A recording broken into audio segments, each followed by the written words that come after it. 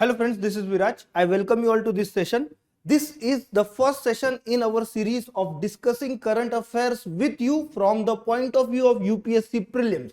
Alright, what we will do, what we will be doing in this sessions is, series of sessions is, we will be discussing with you, we will be basically discussing with you current affairs that we have provided to you through our thematic current affairs and fact file.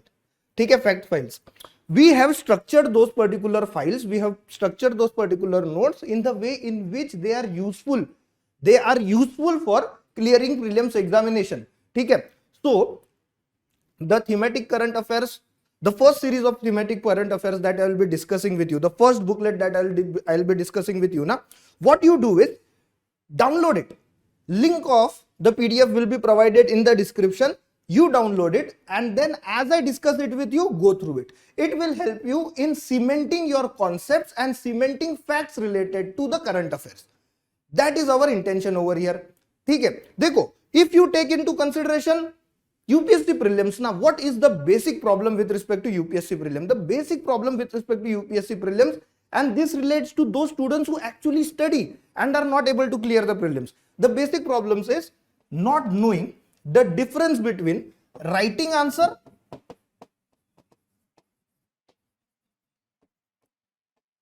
and identifying answer.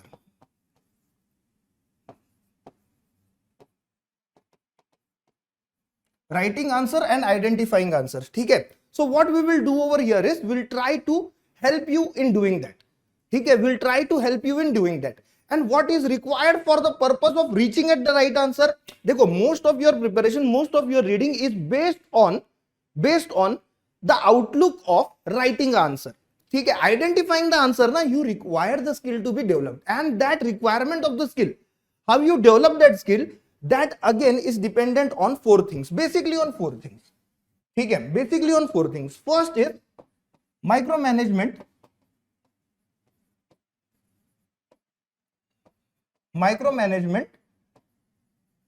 of topics. What is micromanagement of topics? देखो, micromanagement of topics basically is understanding what topics are covered in a particular subject. If you look into the syllabus of prelims, more or less syllabus of prelims with respect to each subject is actually described in one line. There is no detailing of it. There is basically no detailing of it. And there the aspirants face problem with respect to what we have to study in, say, polity for prelims or say in economy for prelims. वहां पे understanding what in that topic has been covered or has to be covered for prelims is very important, and that has to be done by your mentor. And your mentor for this purpose will use the syllabus of mains, ठीक है, syllabus of mains and the previous year's question paper, and then make you understand. And then basically make you understand what topics have to be taken into consideration by you for clearing prelims examination.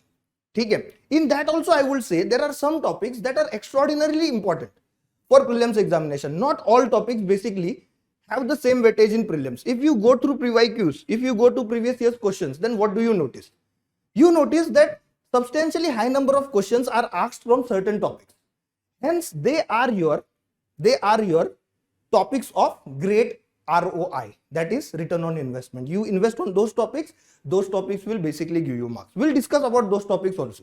But if you basically want to know the detailing of syllabus, the micro detailing of syllabus, what prelims wants from you when it comes to polity, what prelims wants from you when it comes to economy, what prelims wants from you when it comes to history, what you can do is you can refer to our page of micromanagement of micro detailing of topics in prelims. ठीक है, I will again, what I will do is I will share the link with you in description. It will be great help for you. It will give you direction with respect to कहाँ जाना है, ठीक है, कहाँ पे ठहरना है और कितना time spend करना है on what topic. It will be of great help for you. Second thing, as I was telling you, is understanding the concepts in the topic that are important. ठीक है, so you go through the topic of polity, and then in polity you go through the topics of, say, preamble, constitutional development, fundamental rights. ठीक है, so you have to now focus extraordinarily on those particular topics. All right, so important topics important topics are to be known for you, are to be known by you, so that basically you have an edge and you focus more, your concentration is more. All right. Also, what has to be done is that you should know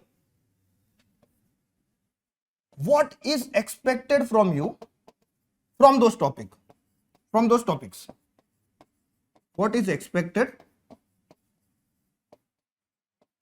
from those topics?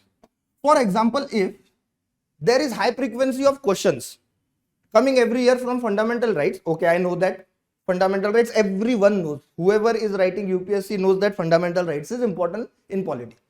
But then what is important in fundamental rights, or what type of information is UPSC basically seeking from me in fundamental rights, that you have to know. Okay, that basically you have to know. Because once you know that, now you will pick up text, you will basically pick up information from your text in that manner. Subconsciously you will develop that particular habit, and therefore you will identify the answer in the examination or in your test in the right manner. More importantly, in the examination in the right manner. Okay. Third, I would say is pattern in which questions are asked.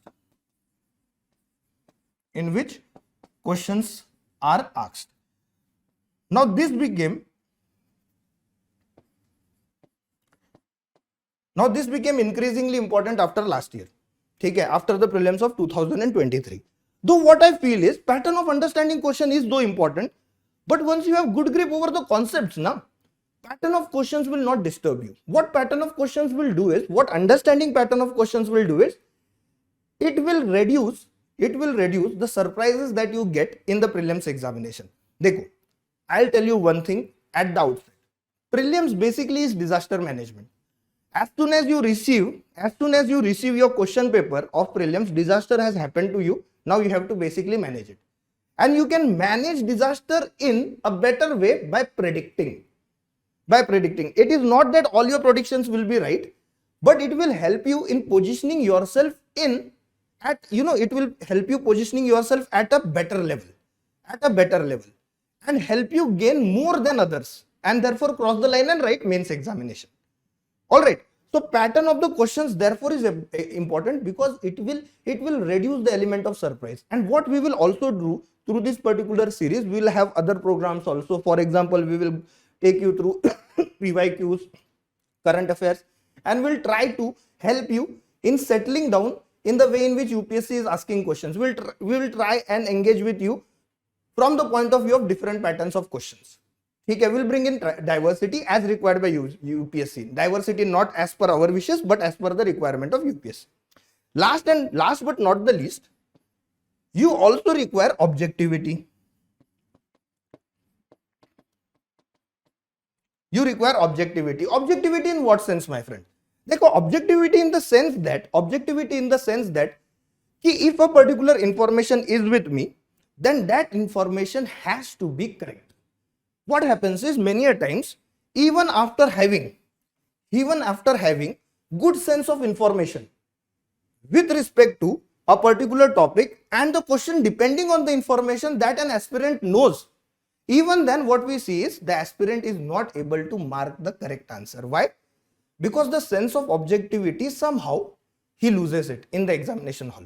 Why? It may be because of tension, it may be because of pressure, it may be because of lack of confidence. It may be because of overthinking.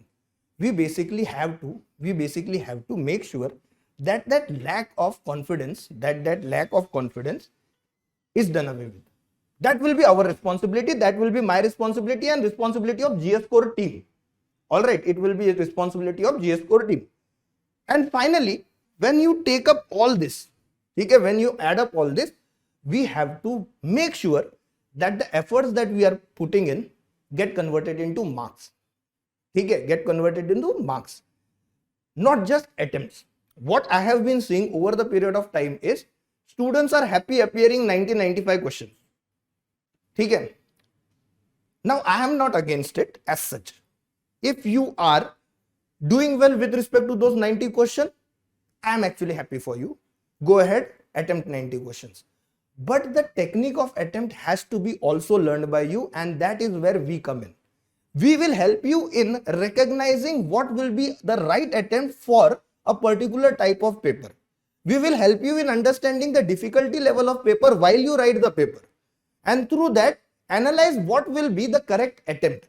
Most of the students go in predetermined, and that is where the problem lies. All right, that is where the problem lies. On a bowling pitch, you cannot expect to go there and smash say 100 out of 100 from 60 balls. It may happen in some cases, but that is an exception. And UPSC prelims is more about following the rule, more about objectivity of procedure rather than following exceptions. Okay? So you have to therefore focus on the procedure that will help you in knowing, the process that will help you in knowing the difficulty level of examination in or during the paper itself.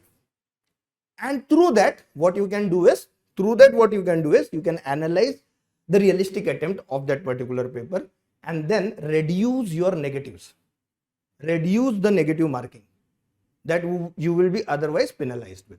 Okay? So this is the focus of GS score with respect to prelims, and this is where we intend to deliver, and this is how we intend to help you in securing a position to write mains examination. Okay? So one of the aspects of prelims in micromanagement of the topic itself, and it also covers the other aspects, but more towards micromanagement of the topic and understanding how basically the information can be asked in examination, is current affairs. If you look into current affairs, now what has happened over the period of time is direct current affairs. The questions directly being asked from current affairs have gone down substantially. In its place, what do we see is current affairs being linked to a particular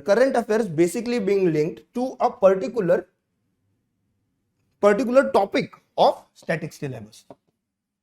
I'll give you an example. As we go ahead now, I'll give you an example.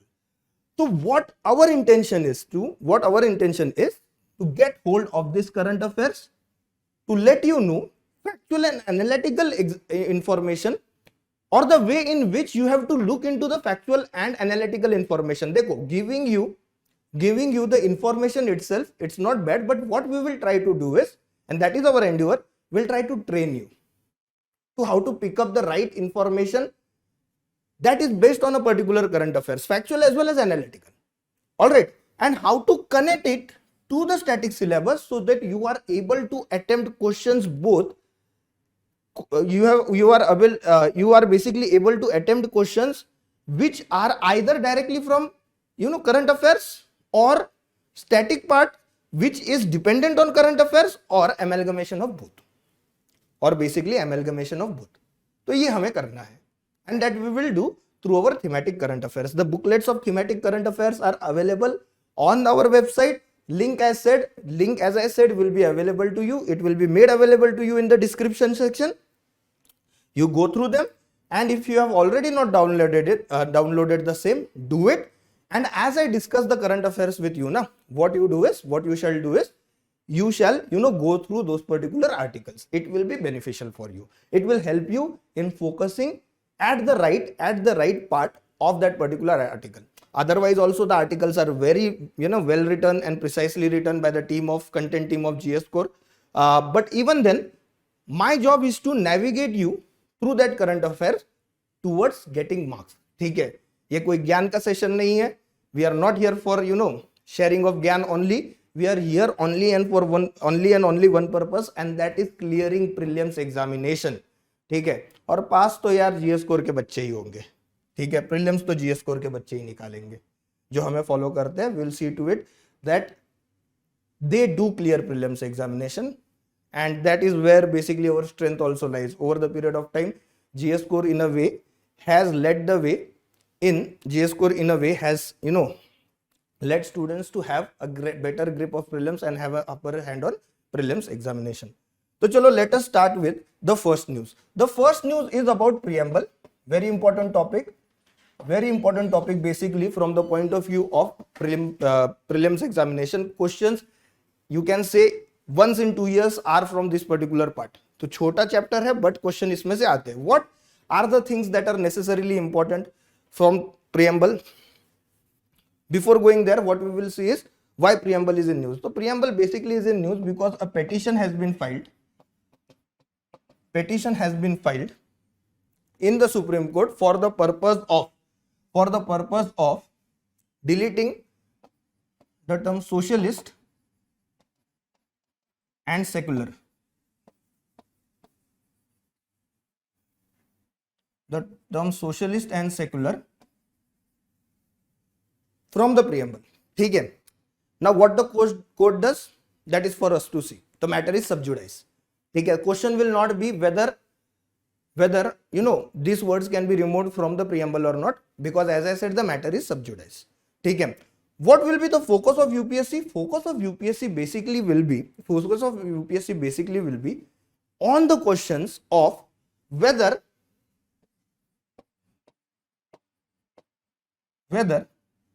preamble can be amended. ठीक है. Second, what is the meaning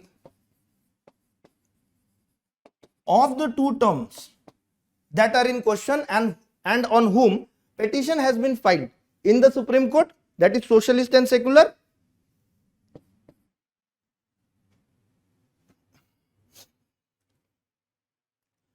What other terms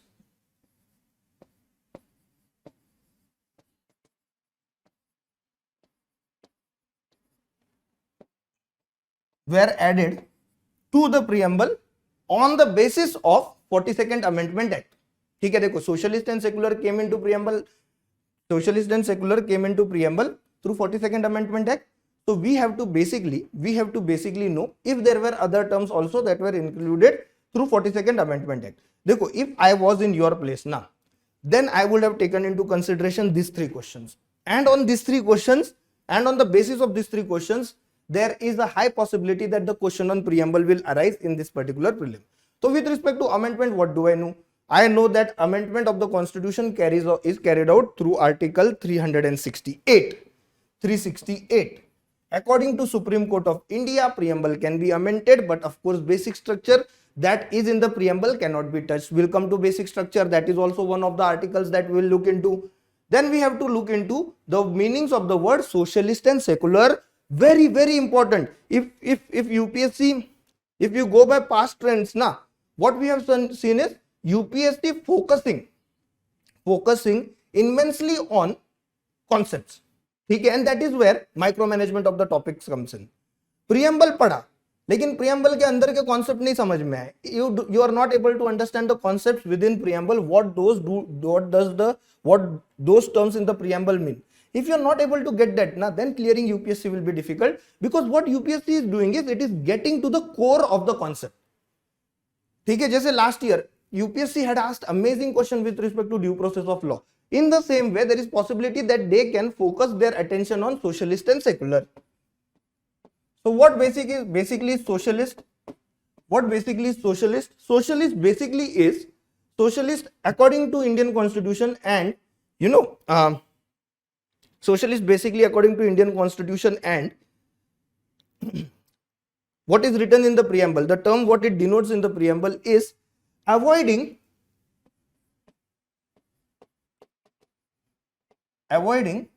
concentration of wealth.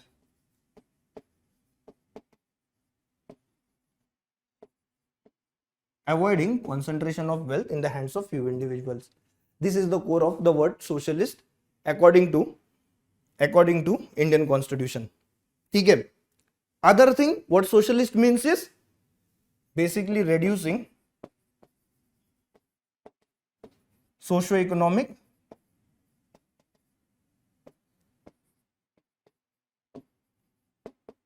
inequalities. Done. ठीक है. This concept is your key concept from the article. ठीक है. This you have to know. You have to know these two terms. If you know these two terms, concept आपका clear, you will be able to mark the right answer. Another term that is in news, that is secular.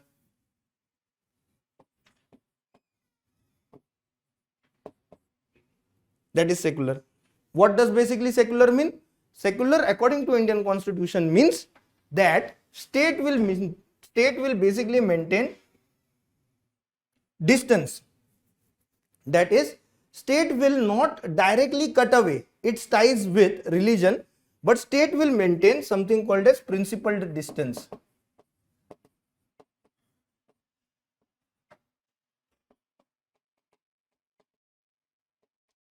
First and foremost, state will maintain principal distance from religion, and it will maintain this relation with all the religion. In fact, it will keep all the religions at equidistance from itself. When I say state will maintain equidistance, that means according to the understanding of Indian Constitution, state shall have the right to get into religious affairs whenever necessary. But it will not do it in discriminatory manner. Now this is based on ancient Indian understanding of relation between state and religion, and that is सर्व धर्म समभाव. खत्म हो गया. इससे ज्यादा you don't need anything to understand about secularism. ठीक है. Last thing, other terms that will added by 42nd amendment. Basically other terms that were added is unity and integrity. पहले सिर्फ unity था. Now what they did was in 42nd amendment they added unity and integrity. So this is what is important for you. बस. ठीक है. Instead of going through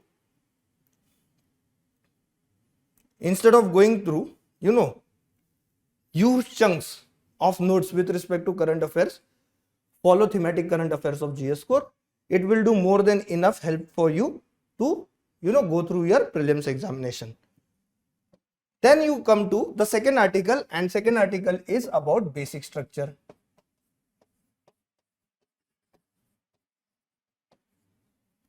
Basic structure of Indian Constitution. So recently, Vice President of India, what he did was, he criticized the doctrine of basic structure. Criticized the doctrine of basic structure. Now it will not be asked who said what.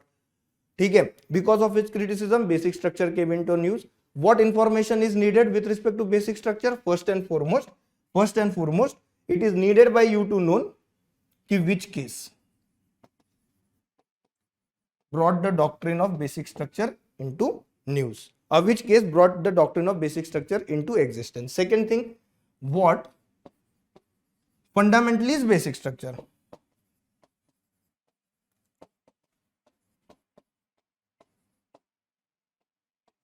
Okay. Third question that you need to answer is, who can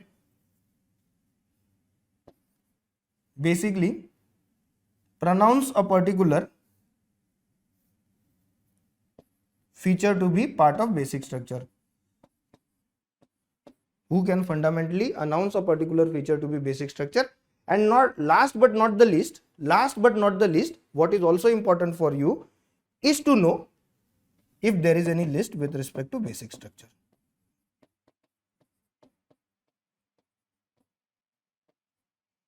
Alright, so which case? Obviously Keshavananda Bharati case. We all know that. What is basic structure? Basic structure is basically not defined, but basic structure or basic features are those features of Indian Constitution which give identity to the Constitution, and if they are changed, so what will happen? The identity of Constitution itself will change. Supreme Court in Keshavananda Bharati said what? If the identity of the Constitution changes, then the Constitution itself changes, the right of which is not possessed by Parliament. ठीक है, तो 368 give amendment power, use amendment power, amend the Constitution, but don't change the basic feature which give identity to the Constitution. ठीक है.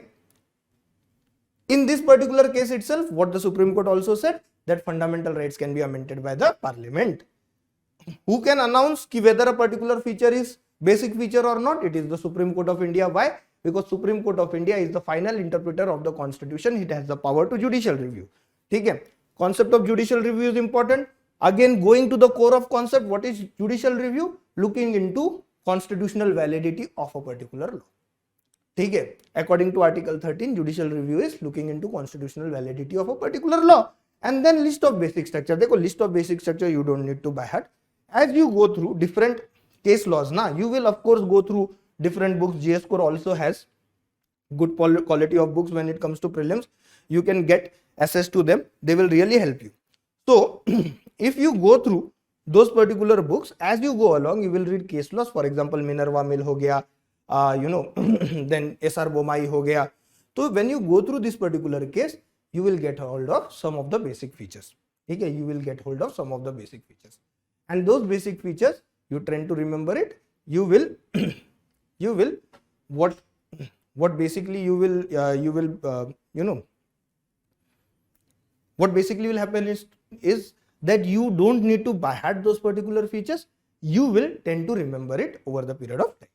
Okay, moving on now to the third article, and this particular article is guilt by association, doctrine of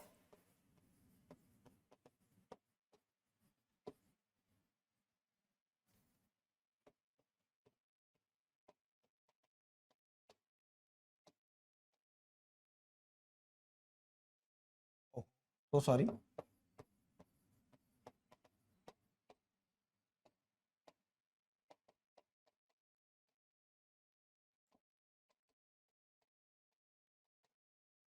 Doctrine of guilt by association. What basically is doctrine by guilt by association? तो supreme court basically has reversed its judgment which it had first. तो अपने को इसमें क्या क्या देखना है? What we have to see, what is the doctrine, what is the doctrine, and basically how it affects the rights of Indian citizens.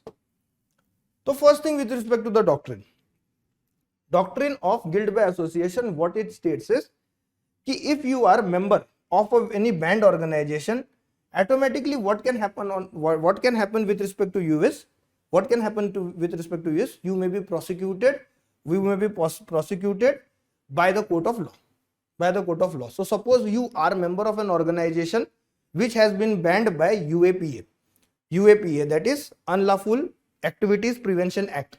ठीक है, you basically are not involved in terrorist activities, but you may be prosecuted because of your association to that particular organization.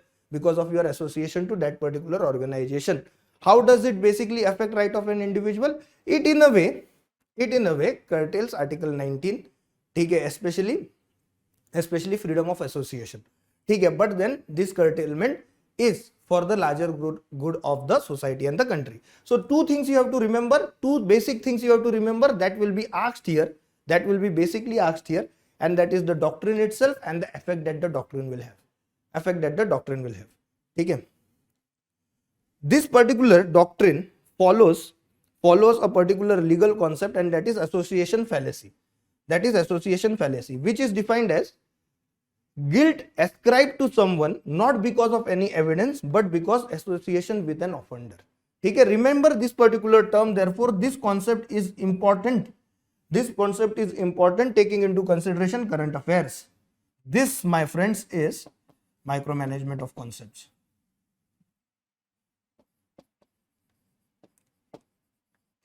ठीक है, highlight this particular definition in your PDF. ठीक है. Alright friends, the next concept that we will go to, again on the basis of current affairs, it is doctrine of pleasure. देखो, doctrine of pleasure has been in news due to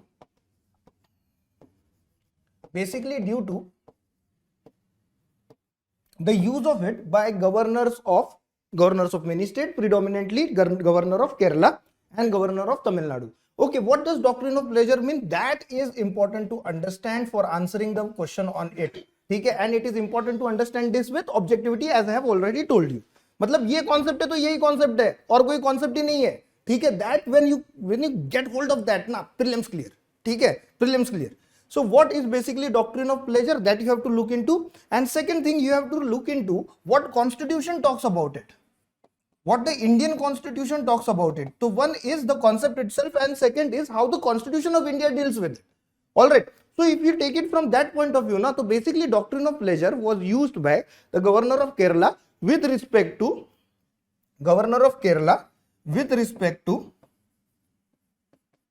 appointment and dismissal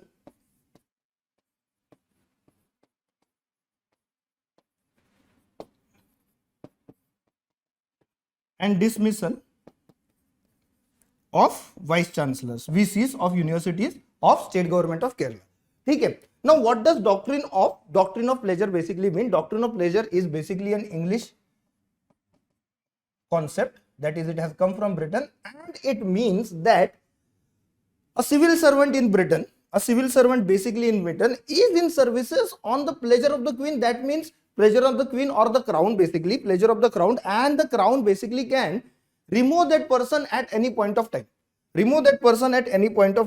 ठीक है, तो a particular official in Britain, a particular civil servant in Britain holds the office till the pleasure of the Crown. That means Crown has ultimate authority to dismiss that particular person from the services. That is pleasure. ठीक है, and dismissal also includes appointment. ठीक है, if the power of dismissal is there, power of appointment is also there. What does Constitution say? Constitution talks about two authorities who basically can exercise doctrine of pleasure. They are President of India and Governor of States. Basically governors of state. ठीक है, देखो President of India and Governor of States can exercise doctrine of pleasure under Article 310. Basically articles these days they are not asking, but try to remember it. Important है current affairs के point of view से. And what does Article 310 say? 310 gives basically doctrine of pleasure to President and governors within their respective spheres. So President has doctrine of pleasure with respect to civil servants of central government, and governor has doctrine of pleasure with respect to civil servants of the state government. All right, but this doctrine is not absolute in Indian Constitution, because 311 states ki there has to be an inquiry. And the person shall get a chance of addressing the particular complaint that may be against him. ठीक है, तो inquiry is committed, and the person under Article 311 has the opportunity of representing himself. ठीक है, this particular opportunity might not be granted if, remember this, if there is an issue of national security involved. First thing, and if such proceedings cannot be conducted due to some reasons. ठीक है, तो normal rule, remember this normal rule, it can be asked in examination. क्या है कि if a person has to be dismissed from services by president or governor, it can be done under Article 310, but for that purpose 311 is necessary, and under 311 an inquiry has to be conducted where opportunity of being heard is provided to the concerned civil servant. Exception in this case are only two, that is national security, and if the proceedings cannot be held under some circumstances. If a general statement is asked, is it necessary to hold proceedings? The answer in prelims should be yes. ठीक है, answer in the prelims should be yes. Don't go by exceptions in prelims, go by the rule while answering the question. That is very important. Many students basically are not able to hold on to the clause of exception, understand this particular concept of going by the rule, and hence they mark the answer wrong. Okay, now basically getting to other discretions. तो 164 के under, article 164 के under what do we see? Matter is related to state government ना, तो also have in mind article 164. ठीक है, article 164, and 164 what does it state? It states that the governor will exercise his power. The governor will appoint chief ministers, and governor will appoint the chief minister, and other ministers are appointed by the governor on the advice of the chief minister. ठीक है, with respect to our constitutional scheme of things ना, देखो one thing basically is necessary, and that basically is कि a particular constitutional functionary, especially governor and president, they have to work on the aid and advice of ministers. ठीक है, now going to the next doctrine, again important, very important from prelims point of view, and that is doctrine of necessity. Doctrines per questions they have increased, and that is why I am also emphasizing so much on doctrines. And that is why our document also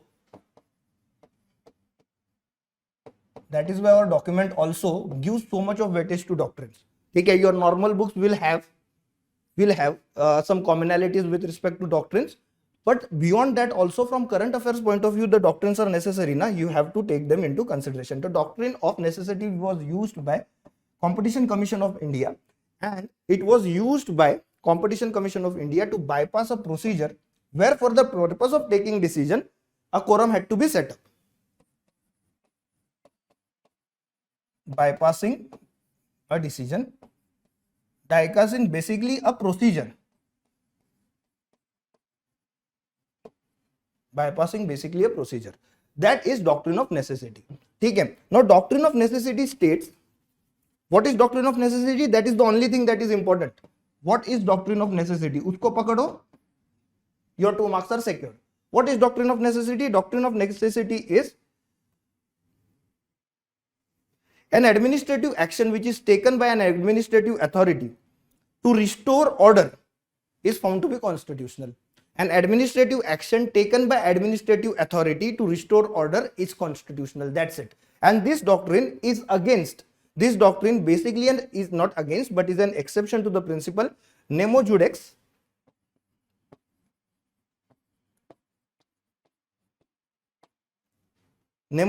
in causa suo.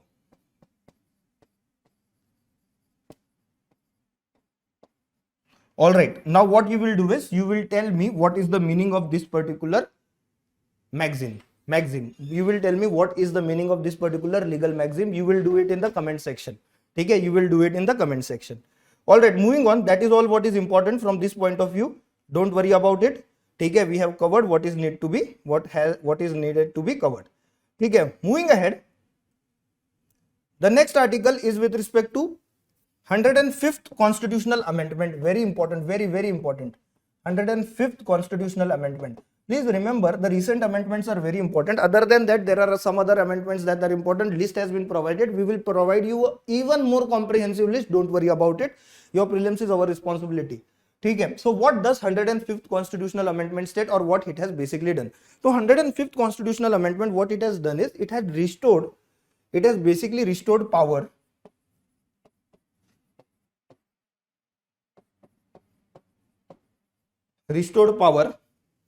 of the state governments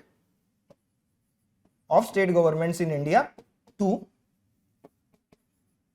identify OBCs, other backward communities. All right, if you take into consideration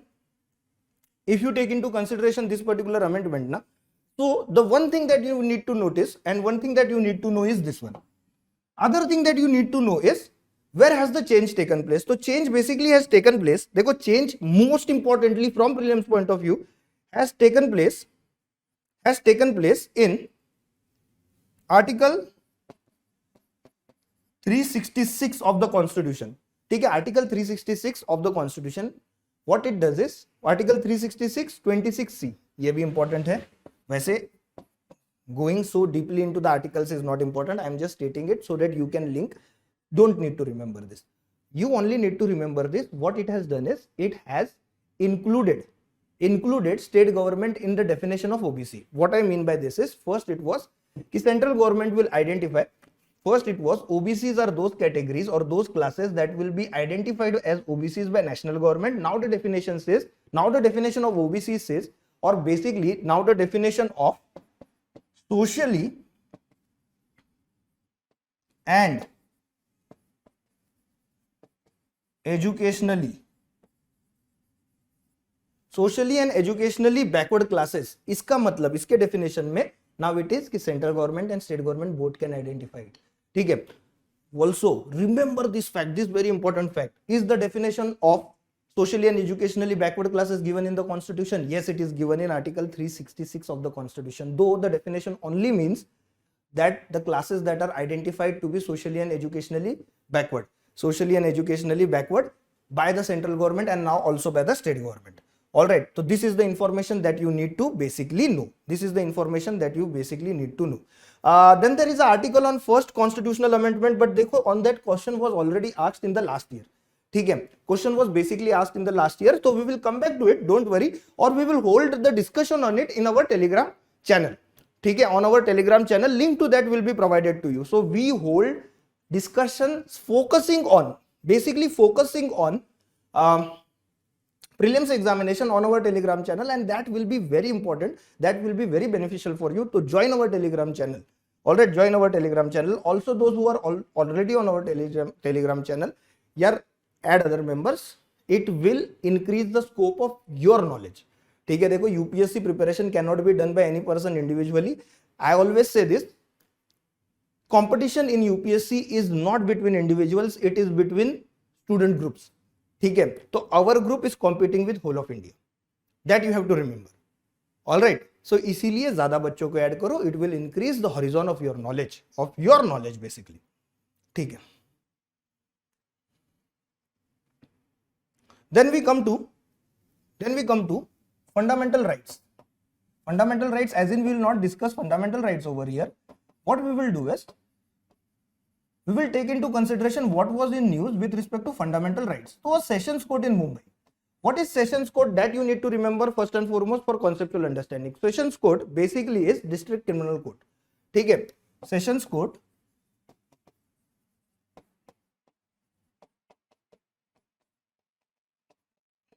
district criminal court. That is what sessions court is. ठीक है, now getting to the actual article. So what the sessions court said was,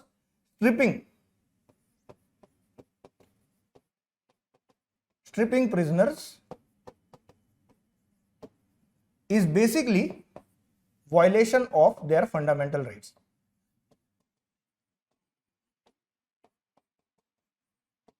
ठीक है, stripping prisoners is violation of their fundamental rights because this is violation of their privacy and this is basically humiliating. With respect to prison, now what do you need to know with respect to prisons and with respect to this act? First thing, what the Supreme Court has said, what the Sessions Court basically has said is, stripping them is violative of Article 14, 19, 20, 21 and 22. Mostly the focus is on Article 21. So one more horizon is added to Article 21 and that is dignity of the prisoners. ठीक है, dignity of the prisoners. Other thing with respect to this particular article, you have to remember and it will be asked in examination. Mostly, I am not predicting as if I am the paper setter, not in that way. Prison as a subject is a state subject. Mentioned in list 2 of 7th schedule. List 2 of the 7th schedule of Indian Constitution. ठीक है, this is the information that is important for you. This is the information that is important for you from this particular article. Other than that, देखो, when something is in controversy, when something is in news, for example, we'll come to that electoral bonds, बाद में आएंगे, ठीक है. So जैसे committees on electoral bonds are important ना, वैसे ही committees on prison reforms, they are important and you need to know the names of them. It is okay if you do not know them in detail, we'll discuss that also. One our Telegram discussion, na, we'll take it up. All right. So what are basically the recommendations of these committees? First is, not the recommendation, names of these committees. So first is Justice Amitabh Roy Committee.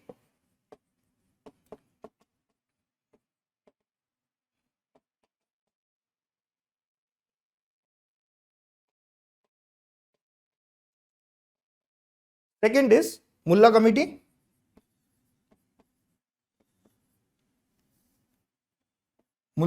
And third is Krishna Iyer Committee. Guys, what you do is write one recommendation. Write one recommendation each from one of these three committees. Not one of these committees, one of the three committees, from all these three committees. एक recommendation लिखो, that will be more than enough. ठीक है, let's have some discussion on YouTube also. YouTube के comment section में भी discussion करते हैं. Let us make it more inclusive. ठीक है, so क्या करना है कि इन सारे committees का ना एक recommendation, one recommendation of each of this committee you have to write in the comment section of YouTube. ठीक है, Supreme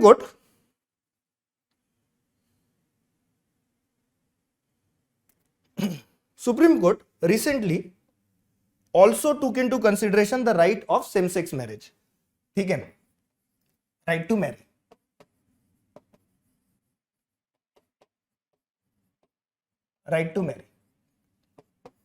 All right, and in right to marry, what did the Supreme Court say? There was a split judgment. So you have to know what the Supreme Court basically stated, not the details of it. Prelims does not require details of judgment in that way. What you require to know is overall judgment and the impact it has on the constitution, or how constitution has navigated a particular judgment, that you need to know. So what was the judgment? In judgment, Supreme Court basically said कि same sex marriage, ये याद रखना, this is important, law on same sex marriage to be passed by parliament और state legislature or state legislature. Now you have to tell me in the comment section, where does marriage as the subject lie? Marriage as the subject lie with respect to the 7th schedule of the constitution. Comment section में लिखो, where does marriage as the subject lie with respect to 7th schedule of the Indian constitution. Done. Then what you have to know, देखो, right to marriage, Supreme Court in a way has moved away from Article 21 including right to marriage when it comes to right to same sex marriage. ठीक है, when it comes to right to same sex marriage. Also you have to connect right to marriage with, इस तरह के question आते हैं, Universal Declaration of Human Rights. That is why our thematic वाला booklet is so important. ठीक है, it covers all the aspects with respect to examination. तो Universal Declaration of Human Rights and article 16 of it basically talk about right to marriage. ठीक है, it दो recognizes it in a more explicit way and not in the way in which it is in the constitution, not in the way that it is in the constitution. ठीक है, then we come to right to hijab.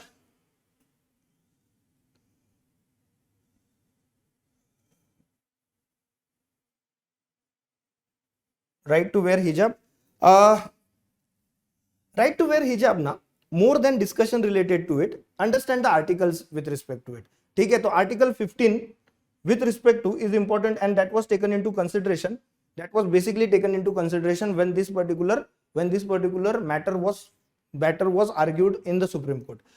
With respect to prelims examination, in a way I do not see it going in the direction. देखो, controversial questions UPSC basically does not ask, but we have covered it as it was in current affairs. But controversial question basically UPSC what it does is it allows, it is not allows it, steps out of it. ठीक है, it keeps its horizon out of it. Then we come to right to silence. Right to silence is important. Right to silence is important. Obviously you have to know what it is and which articles focus on it. ठीक है, which articles basically focus on it. So with respect to right to silence ना, Supreme Court has mentioned that accused have right under Article 20 to remain silent, to be silent and not give evidence against themselves. देखो, this particular right is available, and what is this right basically called? Right against self-indictment.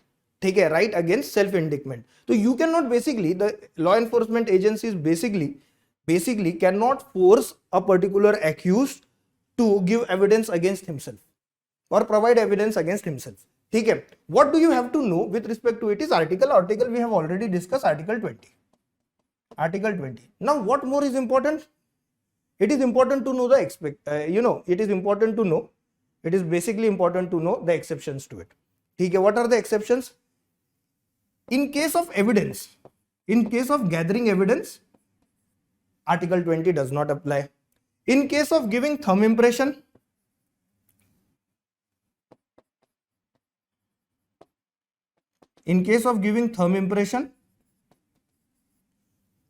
or signature specimen or blood specimen, so basically a physical attribute. In case of sharing a physical attribute, Article 20 does not apply. Also in terms of exhibition of body.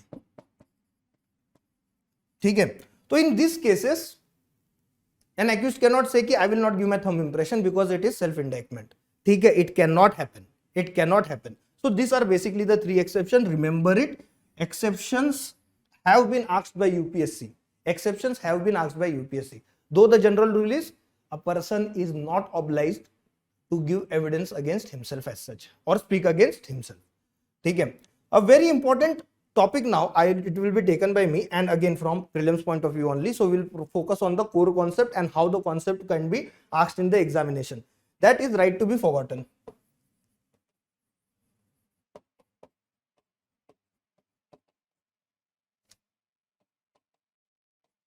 What is right to be forgotten and under which right this right is included? So देखो Supreme Court, what is it? So Supreme Court basically in Puttaswamy case said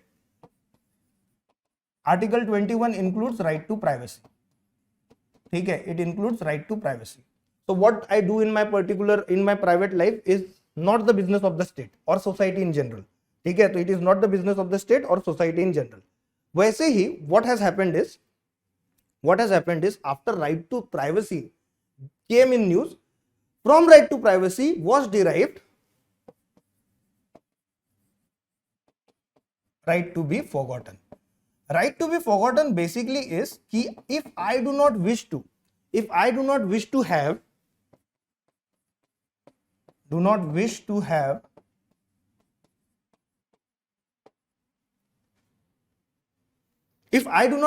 have my footprint on social media, that if I do not wish to have my existence on social media, then information related to me shall be deleted from the same. All right, information related to me shall be deleted from social media, from internet, from websites, basically from cyberspace. ठीक है, it is important to remember that one particular legal entity has recognized it as fundamental right, and that is European Union. So European Union has recognized right to be forgotten as fundamental right. With respect to the Indian government, when Delhi High Court asked Indian government or the central government what is its expectation with respect to right to be forgotten, central government said it is an evolving right. We are not against it, but we still want to understand its full dimension. We are basically not against it. So at this point, from prelims point of view, remember right to be forgotten is not a fundamental right. Right to be forgotten is not a fundamental right at this point of time.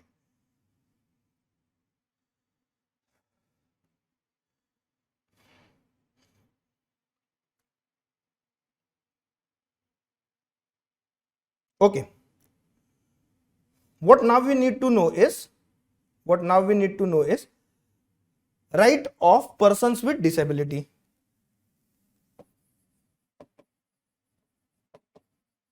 Right of persons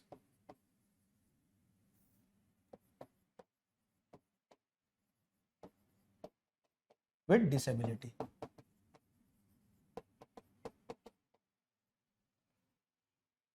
So SS India campaign, remember this name. Direct question will be asked. Okay, because this is the way in which questions are asked. A particular program is implemented by someone, a particular program is launched by someone. They will ask who has taken care of that particular program or who has basically picked up that particular program. So SS India campaign, what it has done is it has launched a program of making government building, public transports and websites accessible to people with disability. Government buildings, public transports and websites accessible to government buildings. Okay, now this is very important as it pertains to Article 41 of the Constitution, which is a DPSP. You guys will tell me in comment section what are the characteristic features of DPSP and what basically is Article 41. ठीक है, spoon feeding नहीं होगा. It has to be two-way conversation. You guys will tell me what is Article 41. I have told you it is related to Article 41. So you basically will tell me what is Article 41. And second thing, what you have to also know, what you have to basically also know is, or what you have to basically also tell me is characteristic features of DPSP.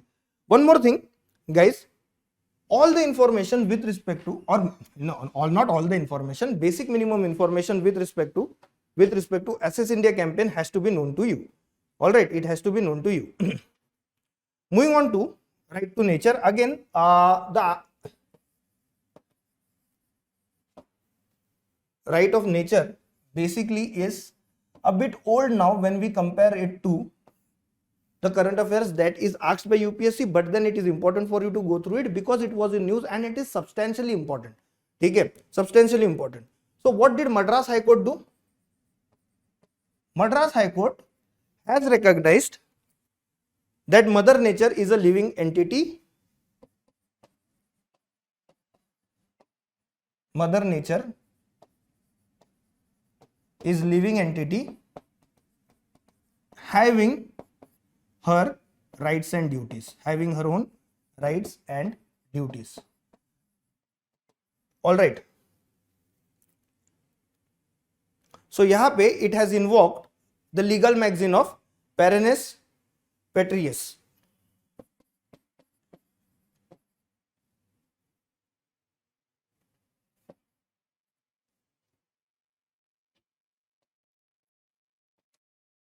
Please don't mind me looking for the spelling because I basically am, from my childhood not that good with respect to remembering spellings. I have faced this problem. So please do not laugh at my disability of not by hearting spellings. All right. So this particular jurisdiction has been basically invoked by Madras High Court. All right. So you have to know the meaning of this jurisdiction. Secondly, you have to know that Madras High Court basically took it up. Also what you have to know, what comes with it. Okay. So if you go through our document, you will get a short note on this particular jurisdiction. Go through it. What you understand by it, write it in the comment section. What is the impact of this particular judgment? That is important for us to know from prelims point of view. This particular judgment, what it will do is, it will provide fundamental rights, legal rights, constitutional rights for the purpose of survival, safety, sustenance of nature. Okay, of nature. Uttarakhand High Court also had taken it up. Uttarakhand High Court had also taken it up a few years back, that is in 2017. It was a big news there. Uttarakhand High Court basically was the first high court in India to take up the issue of providing legal personality to a natural entity. So what it had done was, it had provided legal personality to the rivers. Just give me a minute. Legal rights and legal personality to the rivers Yamuna and Ganga.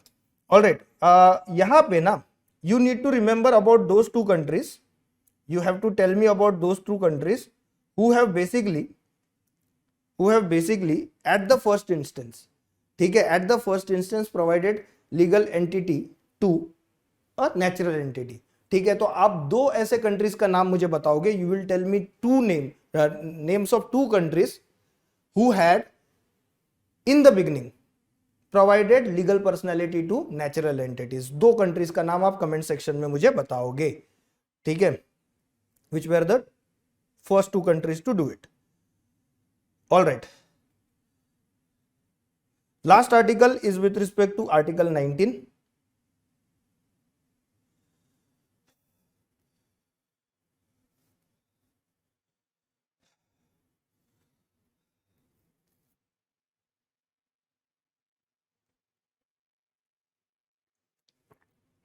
Okay, Article 19, and this is related to Article 19, and this particular news article is very important. Article 19 has to be taken up because its ambit has basically been increased by Supreme Court of India. Ambit of Article 19 has been increased by Supreme Court of India. So what basically has happened? The Supreme Court was considering the petition on whether Article 19 and 21 can be claimed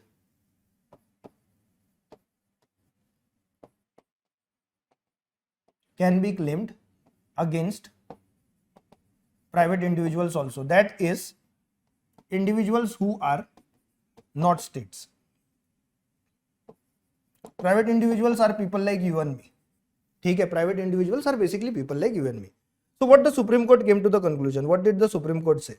Supreme Court basically said that Article 19, now this is important to be known, what the Supreme Court said. ठीक है, and what is Article 19? We'll look into it because static के साथ हमें integrate करना ही है. So what did the Supreme Court say? Supreme Court said that Article 19 can be enforced, especially Article 19(1)(a), that is freedom of speech and expression. Article 19(1)(a) can be enforced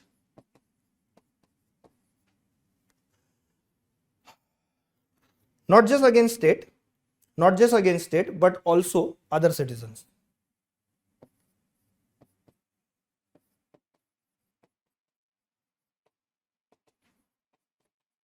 State, but also private individuals of the state, that is people like you and me. So this is basically what Article 19, the judgment of Supreme Court was with respect to application of Article 19. Dekho, Article 19, we don't need to get into the details, most of you know about it. Article 19 gives 6 freedom.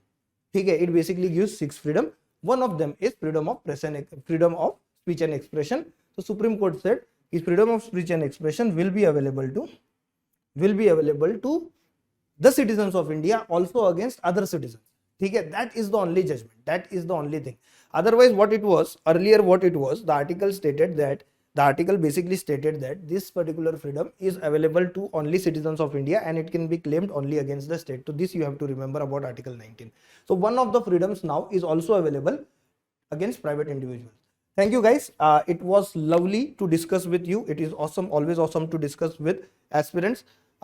Please be participative when it comes to commenting on the questions that I have asked on in the comment section. And second thing, be part of our Telegram group. What we will also do is, this is only one aspect of the contribution that we are making towards your preparation. We will also take up. So you will soon get a video on micromanagement of topics in UPSC. Okay. So I will take you to the journey, and other faculties with respect to their respective subjects, what they will do is they will break down the syllabus for you and make you understand what you have to basically learn with respect to a particular topic, what concepts are involved, and what are the dimensions of the concepts which you need to know from exam point of view. We will also together do question solving exercises so that I can explain to you, and other faculties with respect to their respective subjects can explain to you कि भाई जब question solve करते हैं ना, तो at that point of time what points are to be considered, how concepts are to be linked, and how to break down the question for the purpose of basically getting the right answer. So we'll learn about patterns more than Gyanbazi. What we'll do is we will work on instrumentality. And how we can make use of these videos as a tool to clear prelims exam. Chalo, thank you so much. Bye.